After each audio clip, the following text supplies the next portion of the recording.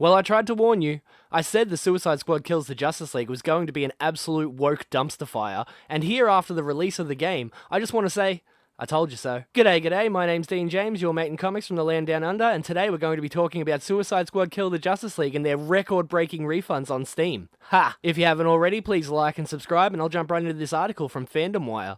As refunds rise a massive 761% one day into early access, it's becoming clear Suicide Squad Kill the Justice League isn't what gamers wanted. 761%? That's honestly astounding. I knew it was going to be bad, but even I couldn't have predicted this much of a metaphorical car crash. A tidal wave of fans took to the internet to find out how to get money back on Suicide Squad Kill the Justice League. The game may only have been out for just over 24 hours on early access, but Suicide Squad Kill the Justice League has not gotten off to the best of starts. There are perhaps no surprises as to how poorly the game has been received given the negative press in the run-up to launch. There's no real surprises for anyone that have been paying attention, but we'll get into that in a minute. But the number of players searching for a refund may just take some by surprise. The live service game has been a bone of contention for many fans, and the various gameplay leaks of late have only served to anger fans further. Yeah, because live service games are usually predatory crap full of microtransactions, loot boxes, and massive grinds for anyone who doesn't have the extra cash to pump into their already paid for game. It's honestly comparable to gambling, but for children. I'm surprised more countries haven't done what some of the European countries have done, and that's outlaw it entirely. However, to rub salt in the wounds, fans who wanted early access ahead of the launch on February 2nd had to buy the deluxe edition, which cost a ridiculous $100 US.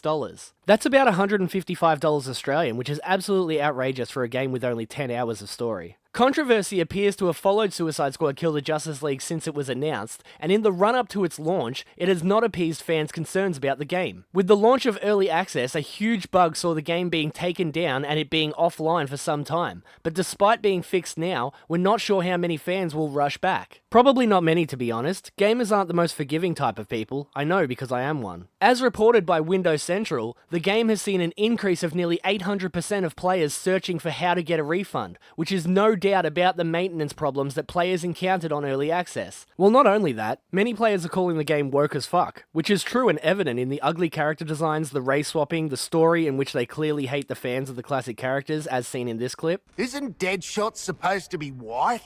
Aren't you supposed to be shutting your damn mouth? And the promotion of LGBT lifestyles, even going as far as promoting pedophilia with Harley Quinn hitting on a now underage Poison Ivy. How dare you! I'm not even going to get into what they did to the Joker. He's masking insecurities with traditional Joker behaviour. The bug in question saw the game garner 100% completion before they had even started the game, with no apparent way around this. That's what happens when you replace the entire team who worked on the Arkham games, who have all now moved on to other companies or left the industry entirely over the past few years, with diversity hires that will increase your ESG score for a fat government paycheck. Many fans question Rocksteady's decision to make the game live service, and we can only hope that it sees the error of its ways and sticks to what it does best. They won't. The truth is they don't even see this as an error. They knew what they were doing when they got into business with Sweet Baby Inc., who are a woke consulting company responsible for all the worst, most divisive politics that have been shoehorned into modern video games. The comments from many fans across social media have been much as expected, with many commenting that they want an offline mode. Others highlighted the lack of review codes as another aspect that has come back to bite them on the derriere. The only reason they wouldn't give out review codes, even to companies like IGN, is because they knew they had a big stinky turd on their hands,